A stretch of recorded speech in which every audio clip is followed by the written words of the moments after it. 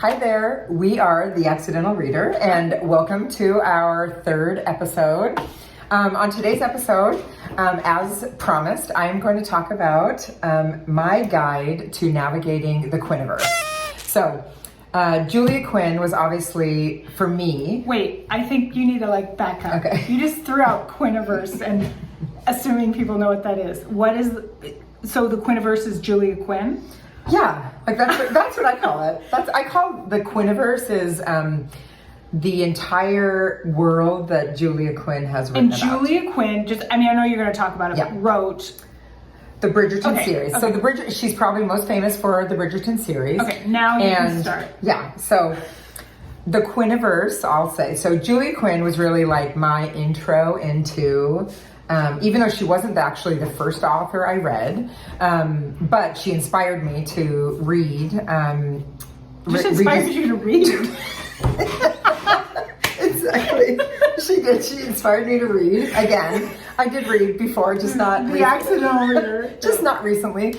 And so, yes, she inspired me to read, and specifically Regency romance. Yeah. And so... Because Julia really only does Regency romance? Yes. Oh, okay. Yes, only Regency. I think at some point we need to get into what are the other historical romance genres. But anyway, stop. But there's so much in Regency. Okay. So anyway, there's so much in Regency. I mean, there's a bazillion books. Yeah, there's a ton. Anyway, so Julia Quinn was the first author that inspired me to read. Not the first though. No, she was the first I read. No, but the other person, the first one probably inspired you to continue Julia Quinn. But I only picked her book up because I forgot Julia Quinn's book at home. Oh. Remember, you brought it to me later. I forgot. God, episode 1. Who's not listening? Okay. Okay. So Julia Quinn inspired me to read. So, yes. So my sister bought me the first Bridgerton book, and I forgot it on vacation. I bought it for you? Yeah, you got me... I bought it for you, though. The Duke and I. Yeah, you bought it for me. She bought me the Duke and I. I'm a good sister. She bought me the Duke and I, and I didn't, I forgot it on vacation, and so that's why I bought some other book that referenced Bridgerton, and I've talked about that already, but it was also Regency romance. And but the condo that we were staying in also had a Julia Quinn book, and so it was actually the first of her prequels to the Bridgerton, so she calls it the Rokesby series. So that was actually, Becoming Miss Bridgerton was actually my first. And you don't have a copy of it because you left it at the condo. I left it in the condo. So Becoming Miss Bridgerton was my first Julia Quinn book, really by accident because it was at the condo. After I read it, I went to the bookstore on Maui because that's where we were for the summer. And so I went to the bookstore and I bought all 3 of the other Rokesby series. So do you have them with you? No, I don't. Oh. I left all 4 of them. Oh, you gifted them. Yeah, there are 4 prequels to the Bridgertons called the Rokesby series, and they are the again, it's more Georgian area, a little bit more still Regency. Georgian era. No, Georgian. Oh, I think Georgian. Okay. A little bit more like Revolutionary War period, so later? Late 1700s. Oh, earlier. Late 1700s. Earlier. Yeah. Okay. Prequel, hence prequel. So I read the first 4 of the prequels, and I really, really liked them. My favorite was The Other Miss Bridgerton, which was actually about a Bridgerton cousin, Poppy Bridgerton, and that was definitely my favorite. The plot starts out a little incredulous, but I mean, aren't they all? No. I mean, yeah. The plots we haven't even talked about the plots. We haven't even talked about any plots. Anyway, but I really liked Poppy and Andrew. Andrew Rokesby. Rokesby is who she ends up with. I like her name Poppy. I do too. I think I liked her chutzpah a lot. She was great.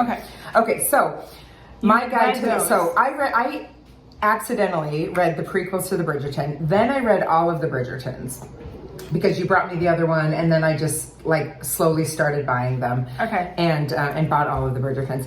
And really, after I read the Bridgertons, I then read the Smythe-Smith. This is all Julia Quinn. All Julia Quinn. I'm still talking about Julia Quinn. Smythe-Smith. Then I went into the Smythe-Smith, actually. Smythe-Smith. Oh, Smythe-Smith. Smythe-Smith Quartet. S-M-Y. And again, in the Quinniverse, like all along all of the Bridgertons, you're always hearing about the Smythe-Smiths. Like they're a family in the Ton that is all, we've already talked about, which I've already forgotten in about. the Ton that is all kind of interconnected, and So they've got it lots goes- of cousins. So it goes Smythe-Smith first. Well, that's how I read it. I read Bridgertons and then Smythe-Smith. Okay, we're gonna get to what you would recommend. Yes, Okay. my favorite Smythe-Smith is Just Like Heaven. Oh, is that not good? Just Like Heaven. That was my favorite. I think it's the first of the Smythe-Smiths, and Oh, do you see this nice shoe? yes, it's so cute. She mischievously wears red slippers under her. They're debutantes. She's pushing the boundaries. Yes, debutantes always have to wear like Pushing the envelope. They always have to wear like white dresses or pale dresses, but she's like, she's totally pushing That's pushing that's the envelope by wearing, like definitely risque wearing the red slippers. Okay. And of course, Marcus Holroyd, the Earl of Chavez, ends up seeing them. And he's like Peeking through her he dress. likes the And red he slippers. definitely likes Okay, them. red whatever shoes. Anyway, so that was my favorite of the Smythe-Smiths. And then when I finished the Smythe-Smiths, I was like, okay, wait, how do I tackle the rest of her content? And so She that's what always we're says getting to. content, but I think I call them books. Yeah, books. I was like, how do I tackle the rest of her books? And so really what I did is I went and looked at everything she read and tried to better understand like where things, like how it all fit in. And for me, I really like all of the characters and like the universe that they all like live in, and like getting to know how they all interact and seeing them show up in different stories. That's what I was just gonna say. So the characters show up from the Smythe-Smith to the, what did you say? To the Bridgertons, and beyond. And so that's what I really enjoyed. And so what I decided while I was reading Julia Quinn, and what I've continued on with all of my other authors as I've started them, is I like to read in publication order. So that's my thing. So, which actually was like opposite, because the prequels for Julia Quinn were written more recently than the Bridgertons, obviously. So those were like, I would not have read the prequels before. So, have you read rest. all of Julia Quinn's books? Yeah. And how many are those? Like how many 30 are in? some. She has like, if you count all the compilations and stuff, it's more. Okay, what's a compilation? Or I call them collaborations, like when she writes with Eloisa James or with another author. Like she has some collaborations. So we can get into that later. Yeah. But you've read those too. Yes, I've read them. Okay, so what do you recommend for somebody diving into? If you're diving into Julia Quinn, I would start reading in publication order. Which would be, the first would be what? The first book, I don't have it with me, but the very first book she read, it's the Splendid trilogy, and it's called Splendid is the first book. And who are the people in that? Like Alex and Emma are the main characters in Splendid.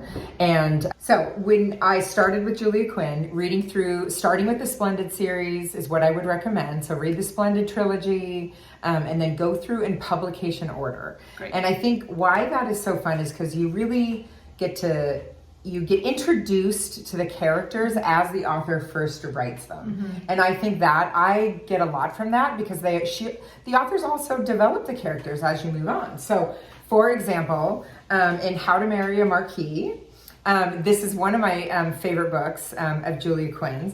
And it is the first book for anyone that's a fan of, especially the Netflix series of Bridgerton.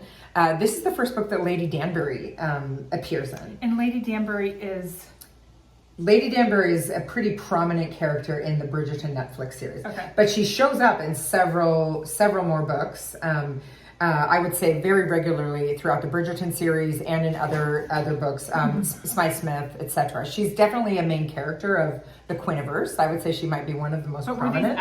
These are not considered a Bridgerton book. No. Okay. No. But a part of the Quinniverse. That's what I say. Like that's what I like, is that the characters are all interwoven and continue There's some overlap, crossover. There's crossover, which is super fun. So, and actually, if anyone hasn't read this and you really like the backstory of Simon in the Netflix series. Who's the main guy? Who's the main character in The Duke and I, the first season of the Netflix series, and the he's first not in the Bridgerton second season, right? Well, he isn't, but he's in the Bridgerton Whatever. books he shows up, but yeah, he's the Duke in The Duke and I, which is the first Bridgerton book. Yeah. You're like, I'm not even gonna ask. Anyway, the backstory that that Shonda Rhimes gives her Simon character is actually the Marquis, the Marquis in this book. Oh, okay. The backstory. So how Wow. how Boggles the mind. Lady Danbury like kind of saves the boy. It's in this book. So this is one of my favorites, and I really like it. But mostly I love to see all the characters kind of overlapping. And I think most recently, last month, I read a book. And it was an Eloisa James that I hadn't read the last of her fairy tale series, and so it's called Once Upon a Tower. And literally the first pages of the book, it was kind of a crossover between like Rumpelstiltskin and I don't know what else. It's all a fairy tale series. So anyway, but I squealed the first chapter. She actually Eloisa James is writing her story, but it is at the wedding that occurs at the end of Julia Quinn's Just Like Heaven. So when the Earl of Chatteris marries Honorius Smythe-Smith in this book, which is at the end, that's actually where Once Upon a Tower starts. And I got so excited. I was so happy. It made me really Because of the crossover. Because the crossover, the characters, I love seeing the characters. It's one of your favorite. It's like the characters are still alive, and it just made me really happy. So that was one of my favorites. And I didn't even know that you did that. So in conclusion, my guide to navigating the Quinniverse, and really any author, is I would recommend starting in order of publication and moving forward. Because you get to see the characters as the authors initially created them, and then see them develop throughout the series. So that's my recommendation. I'd love to hear how you read through your favorite authors. So please give me some recommendations, give me comments, and I'd love to hear from you again. Happy reading. Bye-bye. Bye.